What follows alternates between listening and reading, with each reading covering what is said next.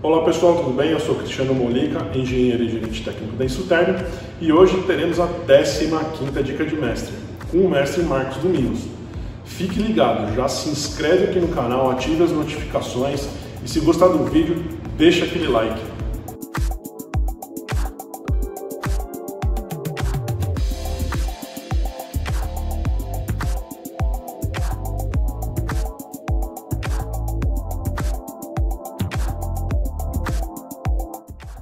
E hoje iremos falar sobre exposição ocupacional ao frio. É com você, mestre. Meus colegas higienistas ocupacionais, amigos da área de segurança e saúde, né?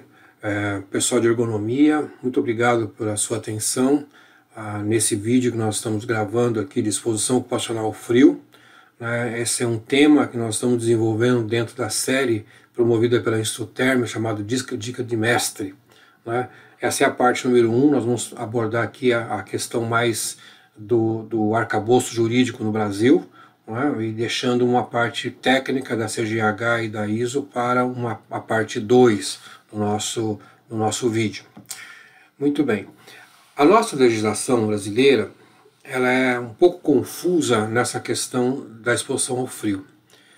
Começa pelo artigo 253 da CLT, ainda em 1943, e o texto foi preservado até hoje, isso já mais de 70 anos, e que, de uma maneira, diria assim, inusitada, coloca no trabalho com frigoríficos, em frigoríficos, uma recomendação para definir frio. Isso é uma coisa que escapou, inclusive, da própria NR, porque as NRs, a nossa NR 15, ela trata de questão da insalubridade, e aqui não é um assunto de insalubridade, aqui parece ser apenas uma definição do que se entende por frio.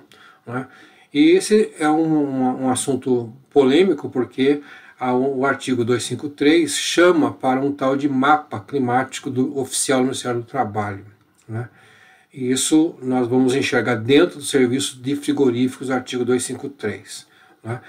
Na portaria depois 21 de 94, esse artigo foi de certa maneira regulamentado pela então Secretaria de Segurança e Saúde, dizendo que se tratava de um mapa do IBGE, porque, ao que nós sabemos, o Ministério do Trabalho não tem incumbência de gerar mapas climáticos, Então é uma expressão até esquisita dizer que é o mapa oficial no seu trabalho nisso. No meu entendimento, essa portaria 21 de 94, ela perdeu sua validade, com o advento da NR 36 e da NR 29, que vai se referir ao mapa climático já direto para o IBGE sem definir data do mapa em si. Na portaria antiga, de 94, falava que era o mapa de 78. Na portaria 36 e na portaria 29, na NR 36 e NR 29, fala que são as zonas climáticas do IBGE. Então não está amarrado a um mapa de uma certa data, de um certo ano. Isso aqui é uma coisa para pensar. Então, na minha visão, essa portaria 21 de 94, ela perdeu a sua utilidade. Uma outra questão para isso é que as portarias ou as NRs setoriais, elas prevalecem sobre as NRs gerais. Então aqui no caso, especificamente para trabalhos em frigorífico, é o que prevalece. Enquanto que essa portaria 21 ela tem um caráter genérico, e também na questão portuária. Vale lembrar que não há na nossa legislação previsão de exposição ao frio em outros lugares, em outras atividades que não sejam frigoríficos e nem zona portuária, ou porto, ou trabalho portuário.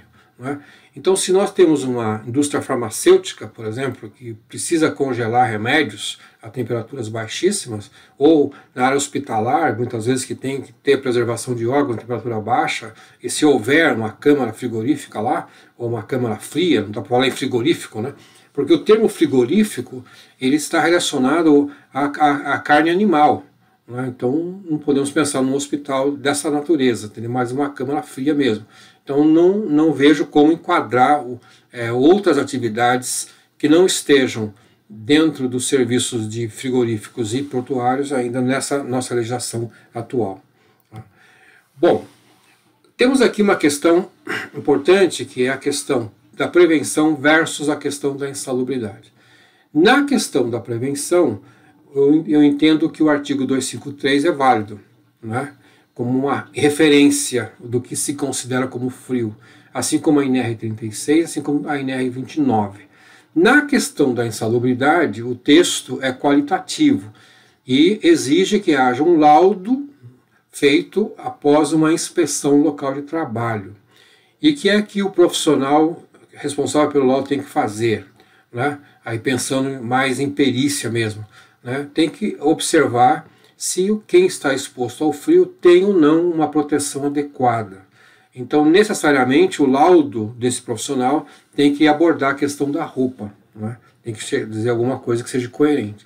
Mas, no meu entendimento, esse laudo não poderia se referir ao artigo 253, nem os critérios da NR36, porque ele está falando de insalubridade. Tá? E o único dispositivo legal que trata de insalubridade é a NR15, anexo 9, como já tem até um entendimento já bem consagrado no Tribunal Superior do Trabalho, de que não se concede insalubridade fora do âmbito da NR15. Ok, vamos pensar então sobre o mapa, né? Então, como eu disse, o Ministério do Trabalho não é a agência que deveria trabalhar com mapas climáticos. Aí se vai para o IBGE. No IBGE, tá, pensando agora já na NR36, na NR29, né, então esses mapas eles mudam com o passar do tempo. Né? Um mapa de 78 não é o mesmo hoje válido para a nossa época hoje, principalmente nessa mudança que nós estamos observando, drástica, né, de clima. Né? E quando você busca lá no IBGE, no site deles, vai encontrar vários mapas diferentes ali. Tá? Mas o que mais me chama a atenção aqui é a questão que precisava ter uma referência de temperatura para dizer o que é frio e o que não é frio. Tá?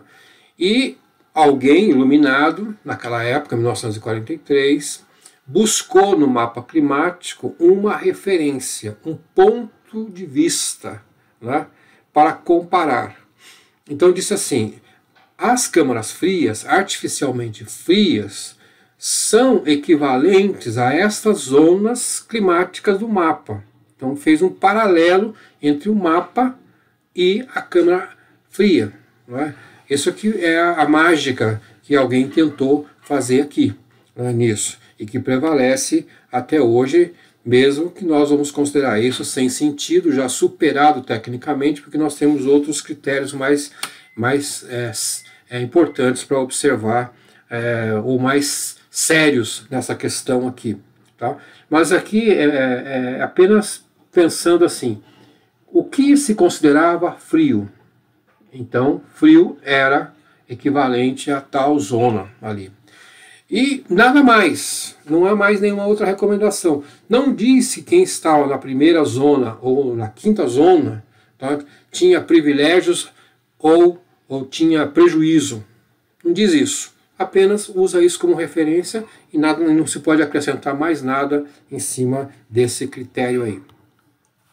Aqui nós temos um mapa do Brasil, um mapa climático do IBGE, né, com essas cores todas. Então nós vamos ter desde essa chamada primeira zona, né, que é alguma coisa púrpura, né, lá bem no norte, lá na Amazônia, né, que nós vamos encontrar, e vamos encontrar aqui na quinta zona, que já é bem no sul do Brasil, né, a região do Paraná para baixo, nós temos a nossa quinta zona, que é chamada de mesotérmico brando, né, super úmido, e aí vai com diferentes tonalidades. Então isso é o que nós encontramos nesse mapa climático. Bom, olhando então para o artigo 253, né, já estabelecia uma pausa para todo mundo, independente da zona de frio que estava, né, a cada 1h40. Também não sabemos de onde veio esse tempo, essa jornada, não sabemos disso. Tá? Na NR36 se recomenda então alguma coisa como meias limpas e higienizadas, né? Não trata especificamente que tipo de roupa deve ser usada, né? Estabelece a pausa da CLT, né? E rodízio de função. Tá? Então, se alguém carrega a carne de uma câmara fria para fora ou vice-versa, né? Então poderia mudar de função, talvez indo para a área de algum tipo de corte, aí vai. Na NR29, trabalho portuário, essas pausas foram um pouquinho mais detalhadas, né? Mas, por outro lado, não especifica quais são os EPIs, qual é a vestimenta adequada. Né? Então, aqui nós temos na NR29 diferentes temperaturas e diferentes jornadas. Né? Então, obviamente que aonde é menos frio, né? Então a pessoa pode trabalhar até 6 horas e 40, e quebrando a cada 1 hora e 40, 4 períodos de 1 hora e 40, alternando 20 minutos. Está bem em cima da própria CLT. Quando a temperatura fica mais baixa, né, então esse tempo de trabalho reduz para 4 horas, né, e aumenta o tempo de descanso. De tal sorte que quando chegar em situações extremas, como temperaturas na ordem de entre menos 34 a menos 56, a pessoa vai trabalhar 1 hora, tá, e chegando acima de, na verdade, entre menos 57 negativos e menos 73, uma situação dramática, onde só é permitido o trabalho de 5 minutos, mesmo bem agasalhado. Isso que é o que a questão portuária fala, né, nessa portaria. Né. Agora, de novo, imaginando que alguém vá num local desse fazer uma perícia, encontra um sujeito trabalhando, vamos imaginar, a menos 35 graus. E aí descobre-se que o cara trabalha, vamos supor, mais que 1 hora por dia, né? Ou mais que período de 1 hora. Né? E aí ele pega e vai falar, não, ele não atende o tempo máximo de exposição, portanto é insalubre. Isso aí não é um julgamento pessoal. Não tem embasamento, porque aqui não fala que é insalubre, não diz o que acontece com a pessoa quando ele esbarra, né, nesses tempos aqui. Né? É diferente lá da CGH, que ela diz que a pessoa pode entrar numa fase de congelamento conforme a temperatura, que não fala sobre isso. Não estabelece o efeito à saúde nesses tempos aqui. Muito bem. Então isso é o que nós temos na nossa NR e na nossa legislação. Né? Então, digamos assim, ficamos muito limitados a obedecer à legislação em função desses parâmetros aí. Do ponto de vista da prevenção, então, caindo já na NR9, né, nós vamos encontrar que são permitidos utilizar limites estrangeiros. E uma sugestão são os TLVs da ACGH. Em 2018, a CGH atualizou o texto de frio, né, e introduziu o que é chamado Índice de Temperatura de Crescimento pelo Vento, tá? Em português ITVR, em inglês TWC. Né? Aí você tem essa equação bonita embaixo, no rodapé do slide, que dá a definição de como é que você calcula isso. Então veja que esse TWC é uma equação que leva em conta a temperatura do ar, a velocidade, né? É basicamente isso. Tá? Porque mesmo no terceiro termo aqui da equação, ela vai pegar a temperatura do ar e velocidade de novo. Então a equação basicamente em cima disso aqui. Né? É só que é um índice da ACGH. Mas nós vamos falar com um pouco mais de detalhe no próximo vídeo sobre isso, como é que nós entendemos essa questão. Eu só coloquei aqui algumas questões genéricas assim para a gente poder se situar. Né? Então a ACGH considera que a temperatura baixa é quando o corpo cai para menos de 36 graus, né? Veja, não tem nada a ver com o mapa climático, não é? Essa é a temperatura do corpo. Né? Então, se a pessoa não está bem agasalhada e a temperatura do corpo está abaixo de 36 graus, já é considerada uma situação de hipotermia. Né? E a questão do engelamento, né? Quer dizer, das partes mais expostas, assim, as partes das nossas extremidades, então temos que tomar um certo cuidado para que dedos não fiquem congelados abaixo de 0 grau. né? Celsius, na verdade, né? Outra coisa importante que a CGH fala é trabalho quando você está com água fria. Obviamente pensando aqui em alguém que está no Alasca pescando caranguejo, por exemplo, o famoso caranguejo do Alasca, né? Que dá uma iguaria em restaurantes chiques, mas exige que esse trabalhador fique exposto a uma água muito gelada e é uma das atividades mais perigosas, com mais acidentes no mundo, né? São os pescadores de caranguejo no Alasca, né? E eles têm que estar com uma vestimenta adequada. Então veja que quando tem muita, no caso no mar, dificilmente alguém vai ficar com a roupa seca, né? E aí tem estabelece então uma relação entre a exposição ao frio e aquecimento. É como se a pessoa ficasse ao frio, mas também terá que ficar numa área mais quente para poder manter o seu equilíbrio homeotérmico, né? Então o isolamento da roupa ele passa a ser crítico aqui nesse trabalho, segundo a CGH. Então, mesmo no Brasil, que nós não temos detalhes sobre a roupa, diz que tem que ter uma vestimenta adequada, só isso, né? Uma proteção adequada, né? Então a roupa passa a ser importante aqui, muito importante, né? É bom lembrar que muitas vezes o trabalhador usa às vezes uma roupa com um alto grau de isolamento, né? E quando ele faz movimentos, carrega uma peça de um boi nas costas, né? Então é uma atividade física pesada, ele na verdade dentro da roupa ele sua, né? A roupa fica úmida pelo suor. Então aí ele pegando alguma temperatura baixa, esse suor congela. Então uma das coisas complicadas em roupa é quando o próprio suor se torna gelo. Então tem que ter uma certa higienização adequada aqui. Mas sem uma roupa adequada, a pessoa pode morrer, né? Como nós temos N casos, histórias de pessoas que morreram no frio, né? Por hipotermia. Porém, a CGH ela é um pouco democrática aqui, né? Ela não diz qual é a roupa adequada, específica, né? Não deixa isso muito amarrado. Ela diz que as pessoas devem ter oportunidade de ajustar as roupas. Então, obviamente, que dependendo do porte físico de cada um, se uma pessoa é magra, uma pessoa mais obesa, então ela vai ter exigências diferentes para o isolamento térmico, né? Geralmente as pessoas que têm mais gordura já têm uma camada natural isolante, e a pessoa magra depende de ter, às vezes, uma roupa mais grossa para sobreviver, né? Então isso é uma questão que deixa uma liberdade para o trabalhador, né? Então dizer que a mesma roupa responde para A e para B, isso é um exagero. Fora da CGH nós vamos encontrar as referências da ISO, aliás muito bem dimensionadas, praticamente nós temos aí 7 normas, né, da ISO que tratam do frio, tá? E no centro dessas normas está a 11.039, que fala do IRQ, que é um índice requerido, né, para isolamento térmico no frio, né? Aí temos as outras normas que vão tratar de avaliação, de taxa metabólica, de instrumentos, medidas psicológicas, superfícies geladas e vestimento.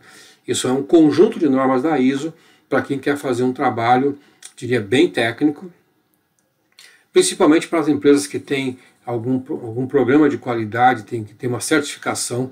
Eu acho que as normas ISO elas são mais adequadas, né, porque podem justificar melhor o credenciamento de qualidade, e aí vai, né? Muito bem. Esse IRQ é muito usado na Europa e às vezes em alguns trabalhos acadêmicos também nós temos visto bastante, tá? Que é o chamado Required Clothing Installation, né? Então isso é o que significa esse IRQ.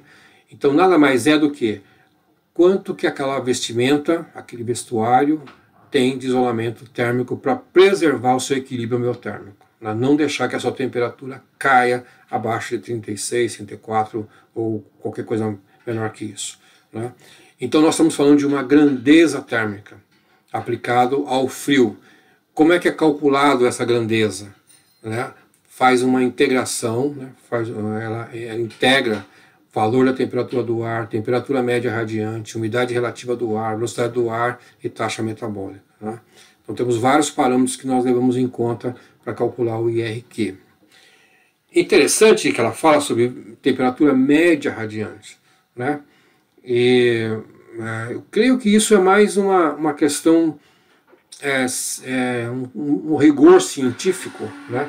Porque nós sabemos que em ambiente frio o calor radiante é baixíssimo, praticamente é o mesmo valor de temperatura do ar, porque só faria sentido de medir uma temperatura radiante se tivesse alguma peça aquecida, um metal aquecido. Não é o caso, até vai na contramão da história, tá?